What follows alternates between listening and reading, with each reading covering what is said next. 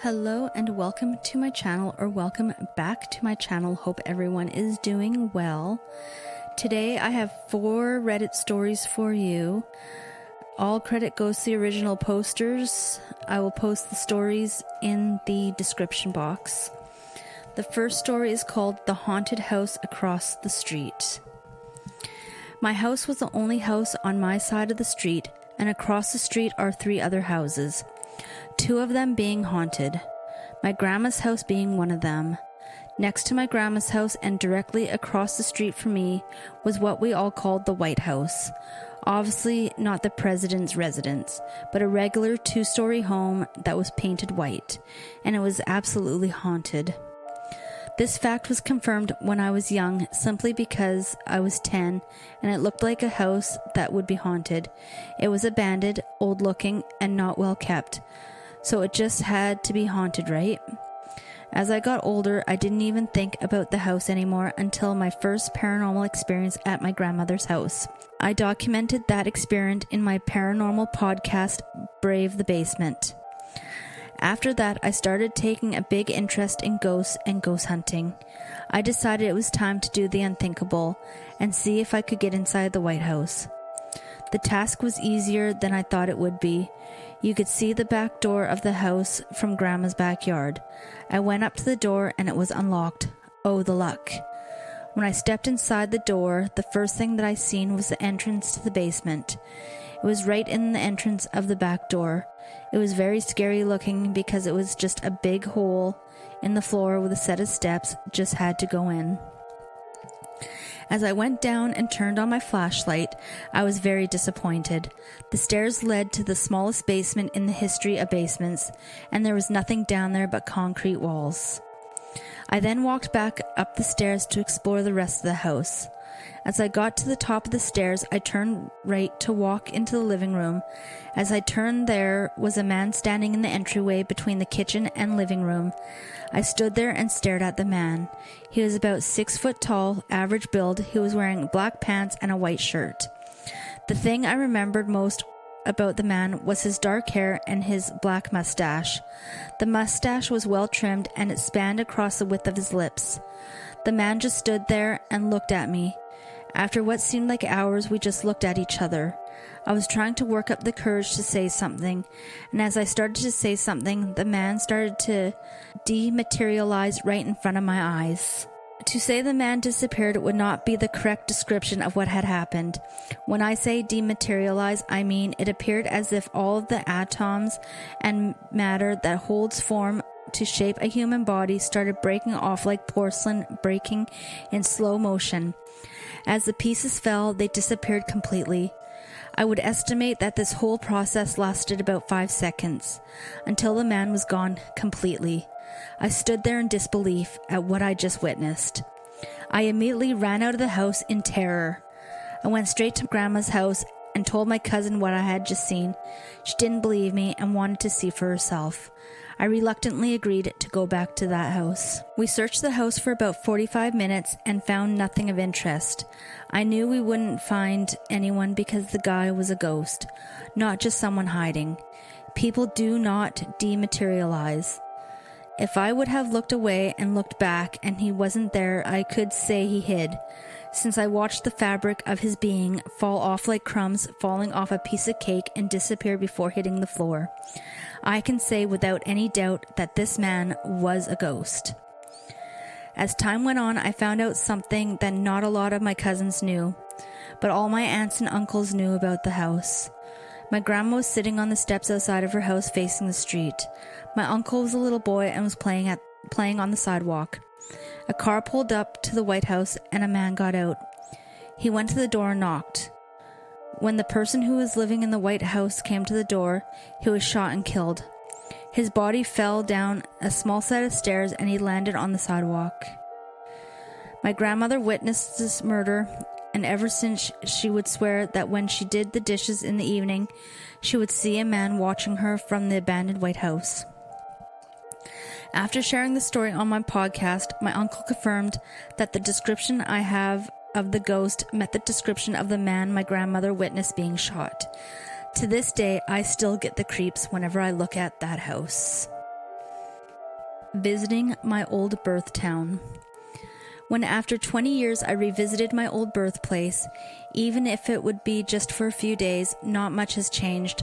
The old pub my dad used to go to every night still had those ugly wooden windows, but the owner changed and they were selling Italian food now.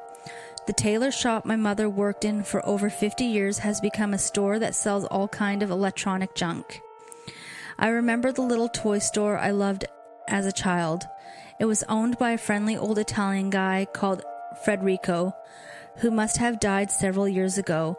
Now the store is led by his daughter Felicitas, who turned it into a luxury fashion boutique and was selling quite expensive clothing. As my little nostalgic tour continued, I came by our old house. When my father got a job offer in Asia, my parents left the country when I was 18 years old. I decided to stay and continue my studies.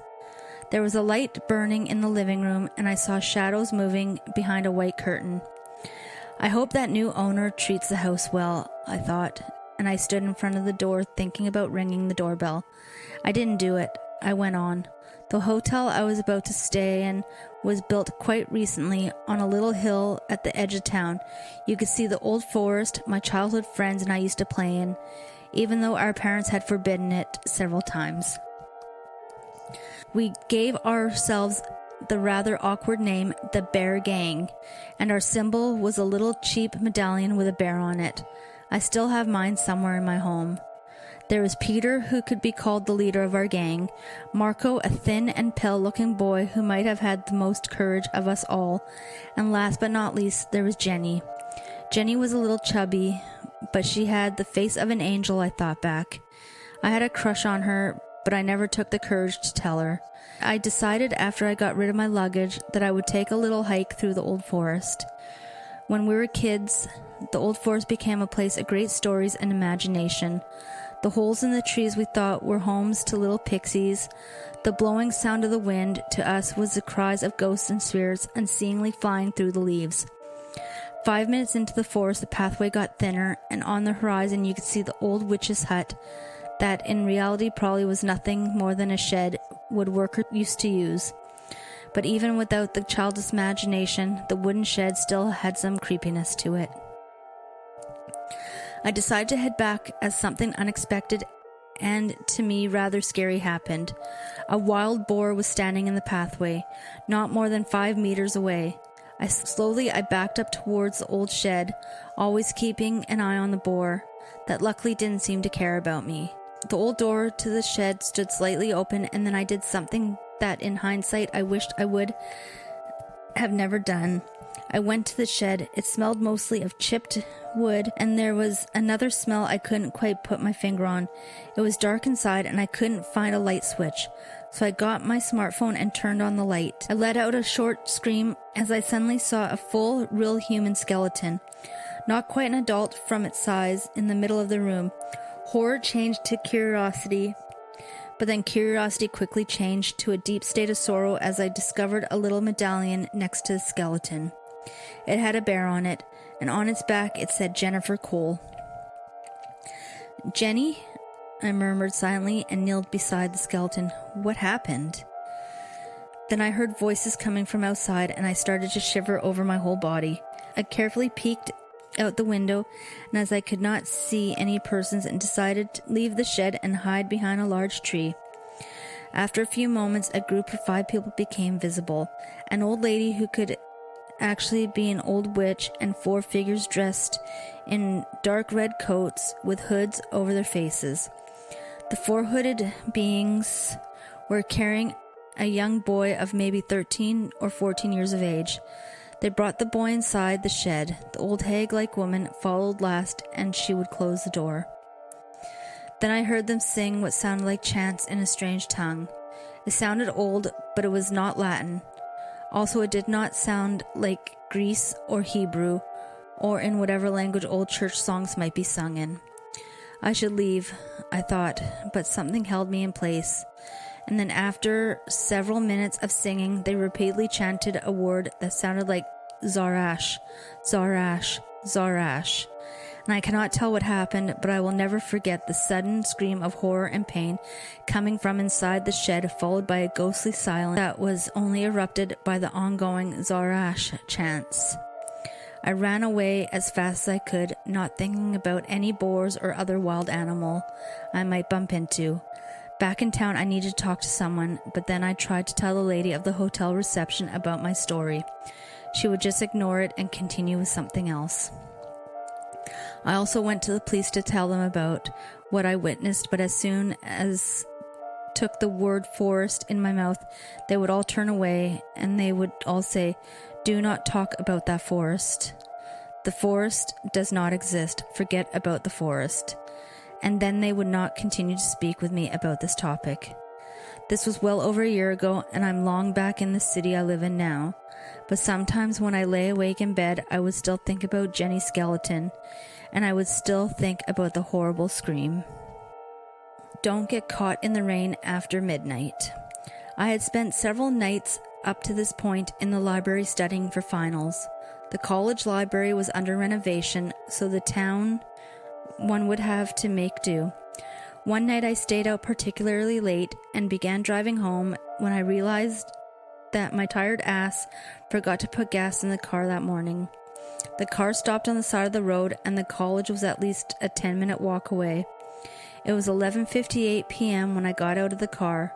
This was a horrible time for my phone to be at home charging because I forgot to charge it the night before. I took maybe a few steps down the road, and that's when I felt the worst thing I could at the time. A tiny raindrop hit my forehead before it became a downpour. Just my luck, I sighed. That's when the gentle downpour started to become torrential. This was bad. I had to double time it. A flash of lightning betrayed something at the end of the street. 2 red lights. I thought another car was coming and could help me. But then the rain let up, and under the streetlights I could see something grinning. A figure that looked like a little girl in a purple nightgown, sporting sharp razor claws and bright red eyes. It ran towards me with its arms out, screeching like a banshee. I ran off the road and forced my way through the glass of an abandoned warehouse in a neighboring field. I got up, bleeding but not dead. I looked behind me and I see the figure standing in the rain, staring me down. Maybe it can't get me unless I'm actually in the rain, I thought to myself. I was wrong, dead wrong.